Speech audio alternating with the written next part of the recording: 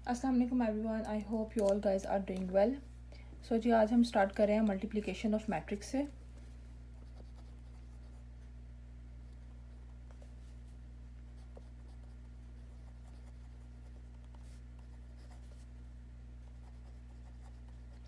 Multiplication of matrix हम किस तरह कर सकते हैं कि फॉर एग्जांपल अगर हमारे पास दो मैट्रिक्स ए और बी, अगर हमें दो मैट्रिक्स दिए हुए हैं, ठीक है, सपोज कर लेते हैं ए मैट्रिक्स है हमारे पास 4 0 2 1 और बी मैट्रिक्स है हमारे पास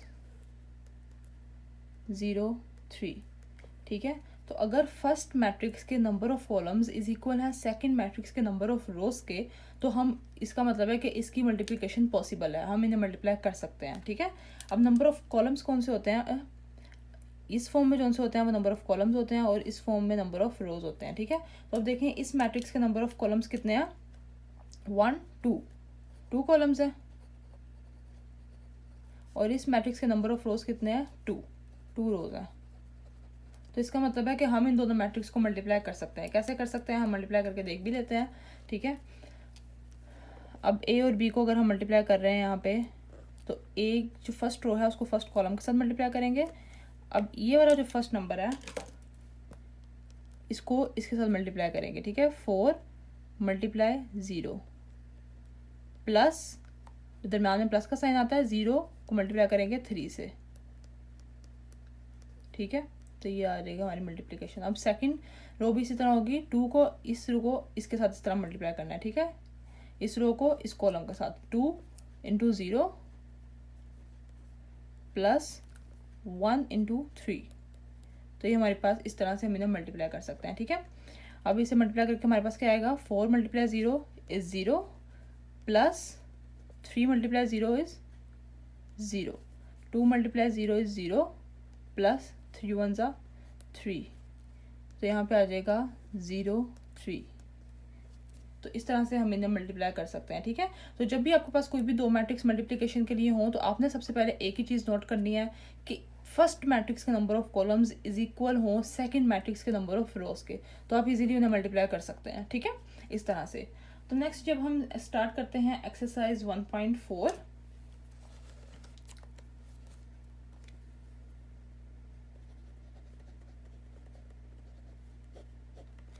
एक्सरसाइज 1.4 का जो फर्स्ट क्वेश्चन है उसमें तो हमने ये बताना है कि मैट्रिसेस, किन मैट्रिक्स को हम आप इसमें मल्टीप्लाई कर सकते हैं और किसको नहीं कर सकते, ठीक है।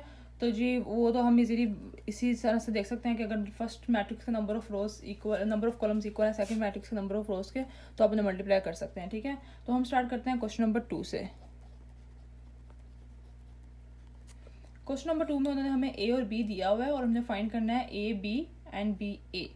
सो जी ए हमारे पास है 3 0 -1 2 एंड बी है 6 5, ये है हमारे पास, ठीक है। अब देखें जी इस मैट्रिक्स का जो कॉलम रोज हैं 1 2 रोज है, ठीक है। ये इसकी फर्स्ट रो है और ये इसकी सेकंड रो है। इसी तरह इस मैट्रिक्स सॉरी कॉलम है, ये फर्स्ट कॉलम है, ये सेकंड कॉलम है, और इसके दो रोज हैं, ये फर्स्ट रो है और ये सेकंड रो है, ठीक है। तो इन्हें हम आपस में मल्टीप्लाई कर सकते हैं। अब हम इन्हें मल्टीप्लाई करते हैं ए बी को,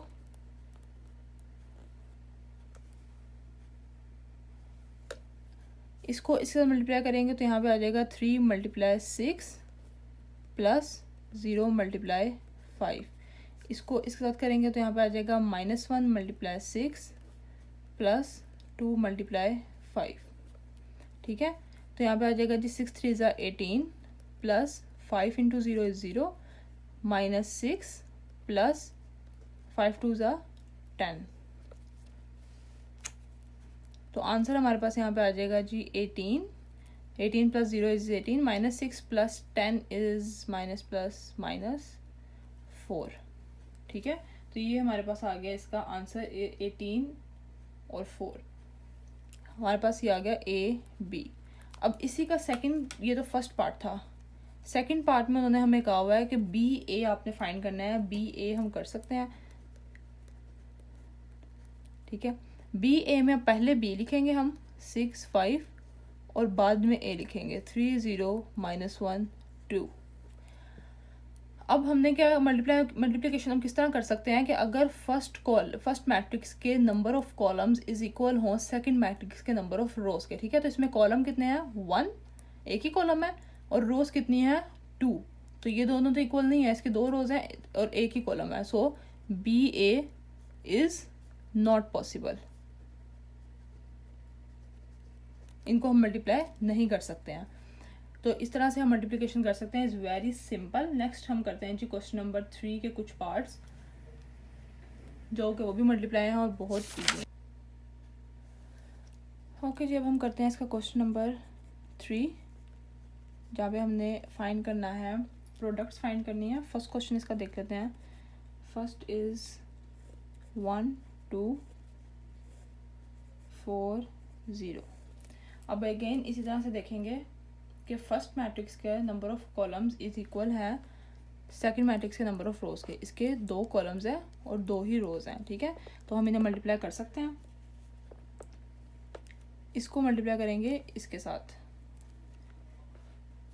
1 × 4 प्लस 2 × 0। बस इसकी मल्टीप्लिकेशन सिर्फ यही होगी। तो यहाँ पे आ जाएगा 4 1 = 4 प्लस 2 × 0 = 0 और आंसर पे हमारे पास आ जाएगा 4। ओके, अब इसके नेक्स्ट सारे पार्ट 2 3 4 इसी तरह से हैं। फिफ्थ पार्ट हम सॉल्व कर लेते हैं।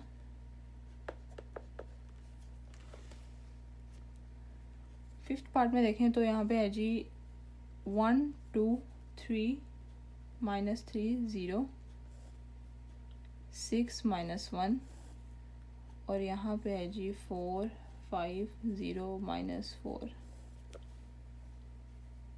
अब फर्स्ट मैट्रिक्स के नंबर ऑफ कॉलम्स कितने हैं 1 2 कॉलम्स है और सेकंड मैट्रिक्स के 2 रोज हैं। तो इसका मतलब हम इन्हें मल्टीप्लिकेशन कर सकते हैं। ओके जी, इन्हें हम मल्टीप्लाई करते हैं फर्स्ट रो को फर्स्ट कॉलम के साथ। तो यहाँ पे आ जाएगा 1 × 4 plus 2 × 0। Okay, then again first row को सेकंड कॉलम के साथ 1 × 5 प्लस 2 × -4। इसी तरह से सबको कर देंगे। Second row first column -3 × 4 plus 0 × 0। Again -3 × 5 plus 0 × -4। Okay जी, अब थर्ड रो 6 × 4 प्लस -1 × 0 6 × 5 प्लस -1 × -4। अब अपने एक और चीज़ का ध्यान रखना है कि यहाँ पे जो वैल्यूज़ आ रही होंगी वो हमेशा यहाँ पे सेम ही होंगी। अगर सेम है तो इसका मतलब है कि आप जो मल्टीप्लिकेशन कर रहे हैं वो ठीक है, ठीक है। देखें यहाँ पे सब 4 4 4 है, 0 0 0, यहाँ पे भी 5 और यहाँ पे -4। तो ये वैल्यूज सेम होंगी, तो इसका मतलब है कि आप ठीक मल्टीप्लिकेशन कर रहे हैं। और कभी इन्हें मल्टीप्लाई कर लेते हैं। 4 1 = 4 मल्टीप्लाई, सॉरी यहाँ पे प्लस है, 2 × 0 = 0। अगेन यहाँ पे आ जाएगा जी -12 plus 0। 6 4 = 24 plus minus minus and 1 0 × 0। और यहाँ पे आ जाएगा जी 5 plus minus is -8 -15 plus minus minus 0। और यहाँ पे आ जाएगा जी 30 और यहाँ पे प्लस है और यहाँ पे भी दोनों के साथ माइनस माइनस है, तो minus minus is again plus. 4 1 = 4।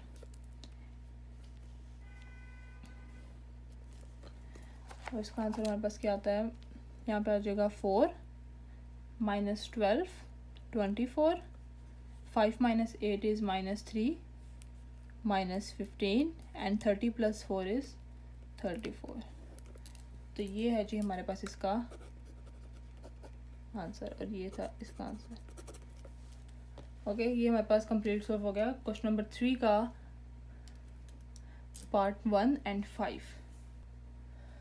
Okay ji, question number 3 भी सॉल्व हो गया। क्वेश्चन नंबर 4 में भी हमने मल्टीप्लिकेशन ही फाइंड करनी है, बहुत इजी है, लेकिन इसका सिर्फ एक पार्ट सॉल्व कर लेते हैं, बाकी सेम उस तरह से मल्टीप्लिकेशन है, ठीक है। सी पार्ट देखिए जी, इसमें है हमारे पास 1 3 -1 2 4 1, और सेकंड है जी 1 2 3 4 5 6। इसको हम सॉल्व कर लेते हैं, बाकी जो पार्ट है वो सेम मल्टीप्लिकेशन ही है। ओके जी, तो अब इसमें भी देखें, इसमें 2 रो कॉलम्स हैं और इसकी 2 रोज हैं, तो इसका मतलब हम इनकी मल्टीप्लिकेशन कर सकते हैं। अब मल्टीप्लाई करने के लिए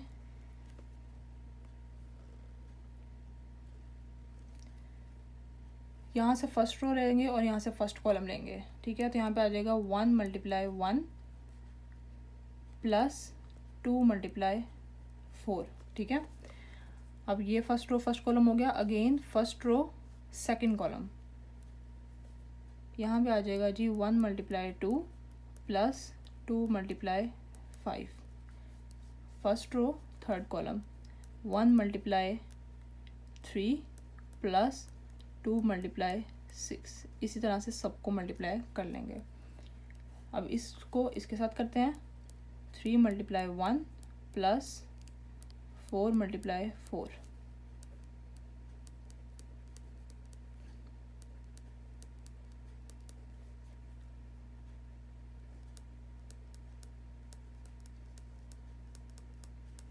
ठीक है। अब इसको इन सब के साथ बारी बारी लिखेंगे।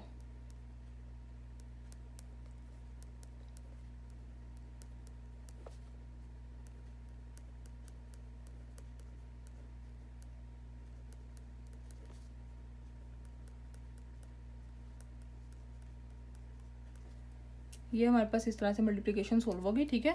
अगेन मैंने आप लोगों को जिस तरह बताया था कि ये वाली वैल्यूज़ आपके पास हमेशा सेम आएंगी, तो आपने इन वैल्यूज़ को देख लेना है कि अगर सेम है तो इसका मतलब आप मल्टीप्लिकेशन ठीक कर रहे हैं, ठीक है। ये सेकंड वाली वैल्यूज़ और फर्स्ट वाली वैल्यूज जो सी 1 2 1 2 इस तरह से सेम आएंगी, ओके। अब इनको हम नेक्स्ट सोल्व कर लेते हैं। नेक्स्ट स्टेप में 1 × 1 = 1 प्लस 4 2 = 8, 3 प्लस 16 -1 प्लस 4, यहाँ पे आ जाएगा जी 2 plus 10, 6 plus 20 -2 plus 5, 3 plus 6 2 = 12, 9 plus 6 × 4 24 -3 plus 6, ठीक है। नेक्स्ट अब इन्हें प्लस कर लेते हैं। here is 9 19, minus plus is minus and sign बड़ी वैल्यू का आता है तो इसलिए 3 आ जाएगा यहाँ पे। 12 20 + 6 = 26 और यहाँ पे जी आ जाएगा 3 15 24 + 9 = 33 और यहाँ पे आ जाएगा जी 3। तो ये हमारे पास हो गया आंसर। तो नेक्स्ट जो क्वेश्चन नंबर 5 और 6 है वो हम इंशाल्लाह कल सॉल्व करेंगे। क्वेश्चन नंबर 4 के बाकी भी तमाम पार्ट सेम इसी तरह से हैं। अगर आप मेरी ये वीडियो आपके लिए थोड़ी सी भी हेल्पफुल रही हो तो please like and subscribe my channel and thanks for watching.